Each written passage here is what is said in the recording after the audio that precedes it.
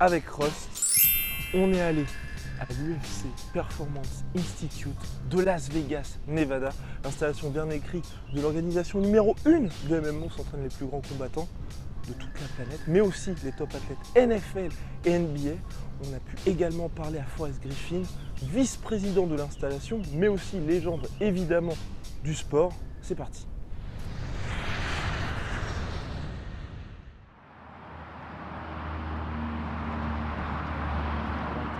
I was here late last night. All right, what's up, guys? I'm Forrest Griffin. Welcome to the Performance Institute. I'm going to give you guys a little tour. First, let me kind of set the table a little bit. What we do here is strength and conditioning, physical therapy, sports dietetics, sports science, and then a head of performance that keeps all those kind of working together. What we don't do is the actual sport-specific kicking, punching, and grappling. What we try to do is kind of marry the kicking, punching, and grappling with human physiology and the demands of the sport on the human body and kind of marry the two together. All right, let's do it.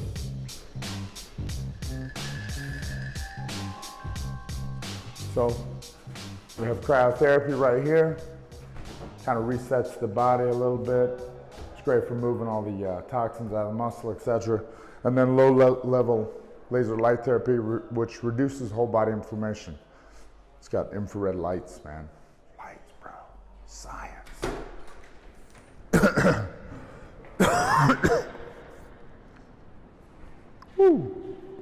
So that's cold. So it's 50 degrees Fahrenheit. I think it's like 13 degrees Celsius, which you don't want to get in there. Now, if you want to dip your hand, I'll push you in with you. It's funny. And then that's 105 degrees. So right here we have a HydroWorks treadmill. It's actually a treadmill, so it runs and then the water pushes against you. And then you can do gait analysis if the cameras are set up. And then steam and sauna, which a lot of our athletes were in last night because today was the weigh-ins. Hello? What?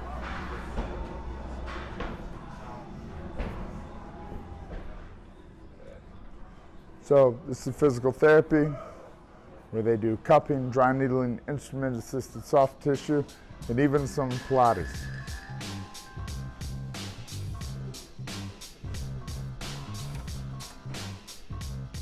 So this is actually one of the most important rooms in the building. This is our nutrition consultation room.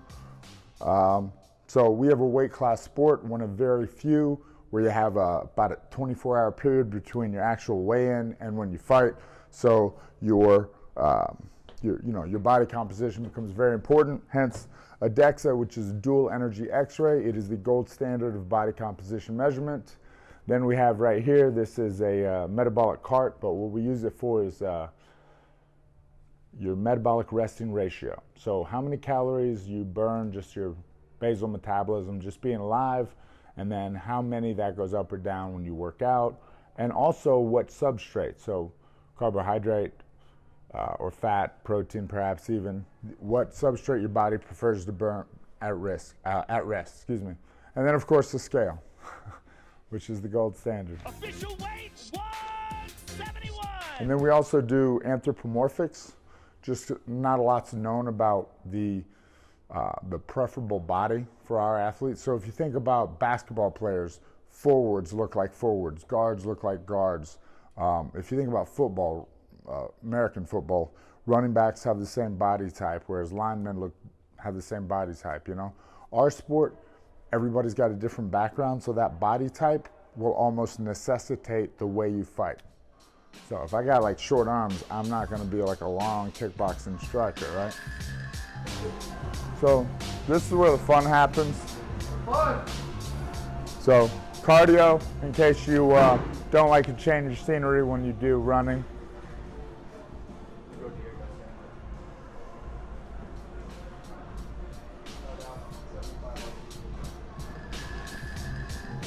So this is an impact wall. Whoa, it's not very good. You can do stuff like that. And then we have an indoor-outdoor sprint track.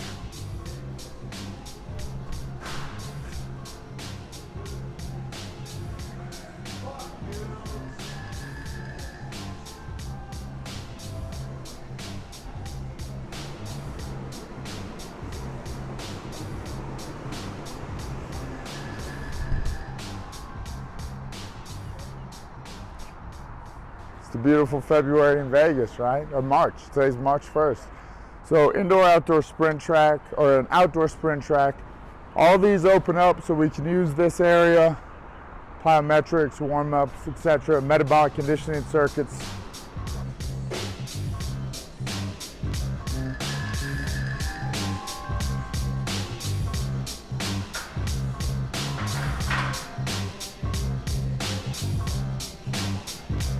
Oh, did you already do it? You already did it? Do it again, do it again. Set it up, do it again. So, we do a strength and quality assessment test here. A lot of it happens on the force plates, which are, super sensitive. It's a bilateral force plate, so it can tell you the difference between the force of the output on your right and left legs. So for me, I blew this knee out. I have 16% less power output in my left leg than my right. So we designed a strength and conditioning plan, a physical therapy plan to correct that. Although I'm lazy, so I don't bother. The other thing we can do is drop jumps so we can get your reactionary strength index, which is your body's ability to stop moving your momentum in one direction and go in a different direction, which is just a key to our sport as opposed to vertical jump, or what do they measure in football? Like line drill speed. So speed has a place, but it's not as important for our sport.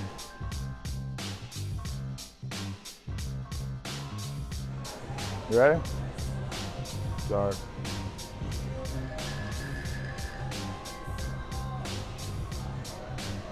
Is that good? Take the slack out. Yep.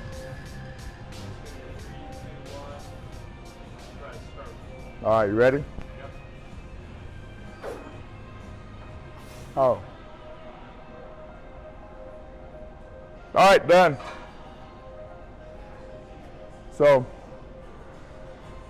that was quick. I was volleyball player. So, you're able to get, just save it next. And it'll show up. All right, so here's what we're looking for. Not too much differential between right and left. His body or his max at force. And then, that's pretty slow, isn't it? So that's one of the tests we do here. Obviously I don't do them, he does.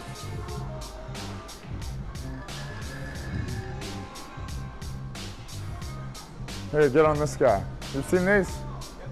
You've seen them. Get on it, it's funny.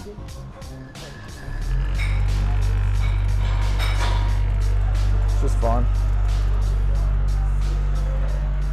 It's the world's... That's good.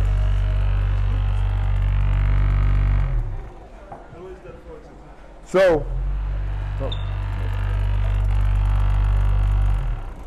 your body craves stability. Okay. So that vibration coming through your body forces your small muscles and fibers and your nerves to actually adjust, right? So your body wants to maintain stillness, right? It doesn't want to shake, so it adjusts, and that wakes your body up a bit. It was actually invented by NASA to maintain bone density in outer space. I don't think it did that, but they found out, kind of, I guess maybe accidentally, that it does stimulate your muscles. So it's a good warm-up.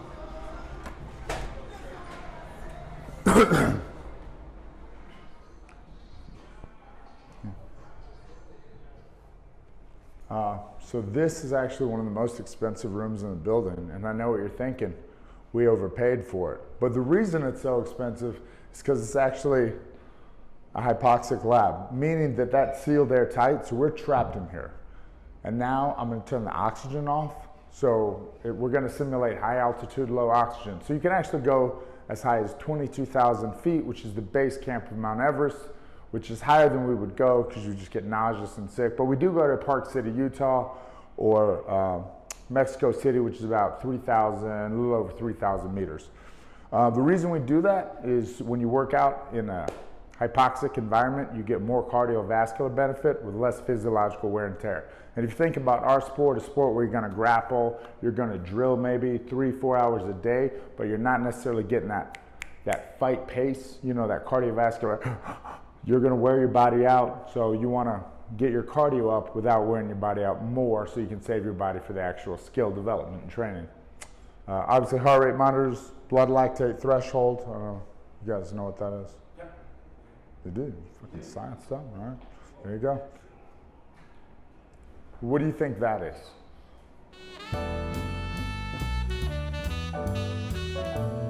Yeah. It's like low gravity something? Yeah. So it actually fills with air and creates buoyancy, and then you can run with as little as 15 to 20% of your body weight, and then you can gradually add it back on. It's great if you have a knee injury or if you're coming back from a knee injury, then you can gradually add that load so you don't have to wear your body's full body weight. What happens when you just come back and start running, like this happened to me, I tore my hip after I blew my knee out, is you over and under compensate on that injury. So you can run with correct mechanics without doing that on that. That's what the guy that sold it to me said. It's gotta be true.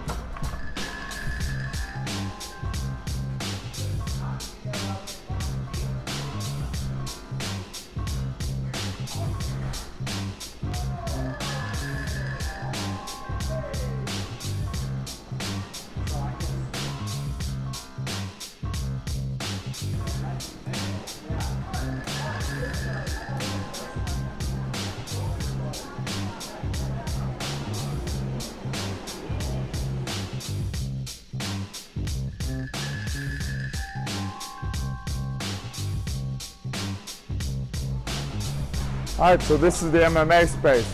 So we have a wrestling area, kind of a striking area with bags, and then obviously the octagon and a boxing area. So the concept is, you know, UFC is made up of 7 different martial arts. Kind of we break them out individually, and then you put them together in the octagon. So it's just regulation octagon, 30 by 30. So we have some force output measurement devices just to see how hard you punch. You guys want to see how hard you punch? Let's see. Yes, yes.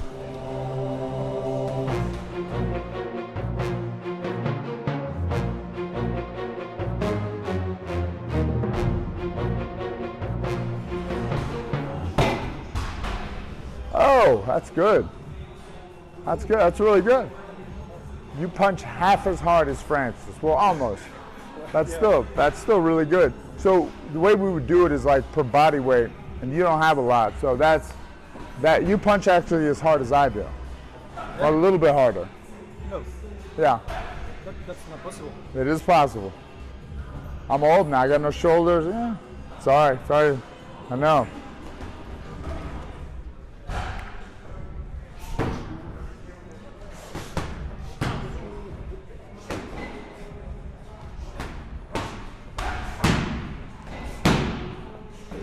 So this is the octagon. We're now in the octagon. You can tell it's, you know, it's pretty big, 30 feet. I forget how many meters, like 10. But it's a perfect replica of, that's a perfect replica of the original one. That's like the one used in events. Oh, yes. So, yeah, 30 foot, 5 foot 6 inches. So that's the height. It used to be 6 foot. They actually lowered it so people could see better, and because it's hard to fly out. Yeah. So, welcome to the octagon, guys.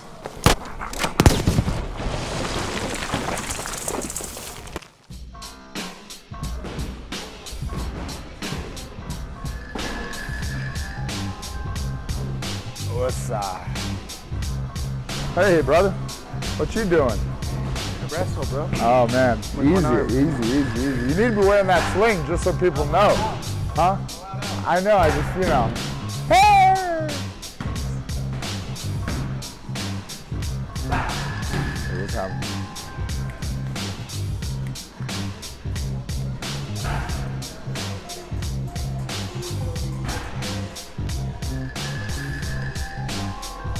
So this is one of the cooler features here. If you think about every sport, they do film study. For us, sparring, that's when you're at your most vulnerable. When you come your closest, you're more likely to be injured, right? So we can at least get the most of it. Treat it like game footage.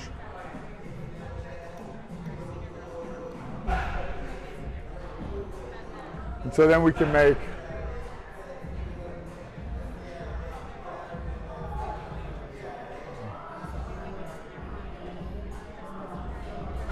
annotations like this.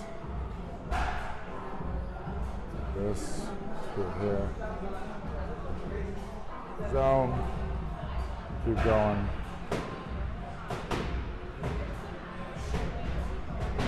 So that's something that you can play with in real time?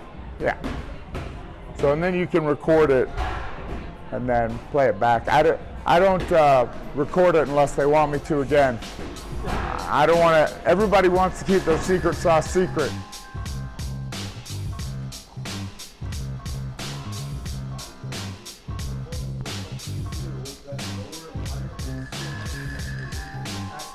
So we don't ask, we inform, right? So, you know, Anthony Smith, we said, look, man, your numbers, as far as your strength, power output, etc., are actually good for 205, and your body composition is good for 205. You would do okay there, you know, physiologically, right? Now, does your skill translate? Does your fighting style translate? Those are different questions. We can tell you that your body is similar to the bodies at a weight class, be it up or down. So we just want to provide that information, and then you're going to decide what you want to do, what weight class you want to perform in, and they'll provide a meal plan to support that, right? So again, we provide information. It's up to the athlete to use it as they see fit. These are nap pods. I've never used them. Well, I have actually, but it was like in the airport in Hong Kong. So, you know, they play ambient music. They do like weird like lights where they light up and they play. Let's see. And then you just. They're set for. Well, they were set for 26 minutes, which is the NASA nap. But the Air Force says 23, so I don't know. Yeah, 26.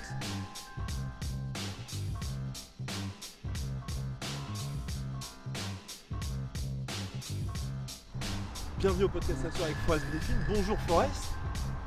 Aloha. So Forest, it's an honor to talk to you. We are at the UFC Performance Institute. So could you please describe your role at the UFC PI?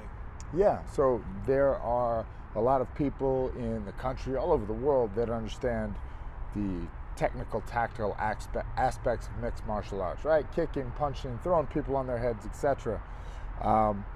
There are also a lot of people that understand human physiology, the demands of the sport on the body. Although it is a relatively new sport, I am the liaison between the two. So when an athlete comes in, they tell me what they're doing, how they're trying to improve their MMA, and I help them put around that the strength and conditioning, the supplemental services, right? The physical therapy.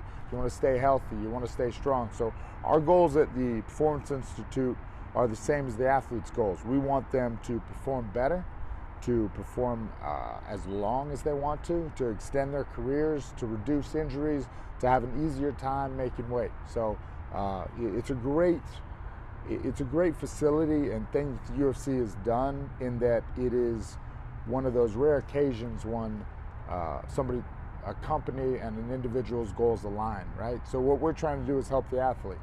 And did you help building this team, the UFC PI team? Yeah, I got a lot of input on it. Obviously, I'm the technical expert when it comes to mixed martial arts and fighting. You know, that was my role in designing it. This is a great thing, but does it make you actually better in the octagon? You know, if you're bigger, faster, stronger, that's great, but how does that relate to your performance in the octagon?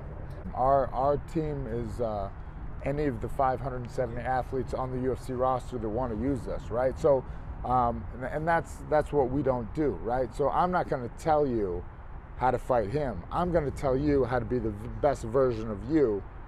I want you to be your best, and if you guys are fighting, I want him to be his best. I want him to be the best version of himself. But what you guys do, technically and tactically, your game plans, that's all you. We just want you to make weight in a healthy manner, to be resistant to injury and to perform well, right? The same things you guys both want. So. And the one in China, yeah. What does that? So that goes a little different.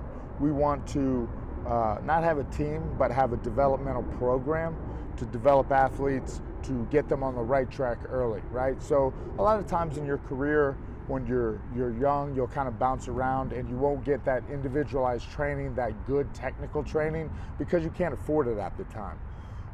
We want to provide that for free to athletes that have promise, so that they can evolve quicker.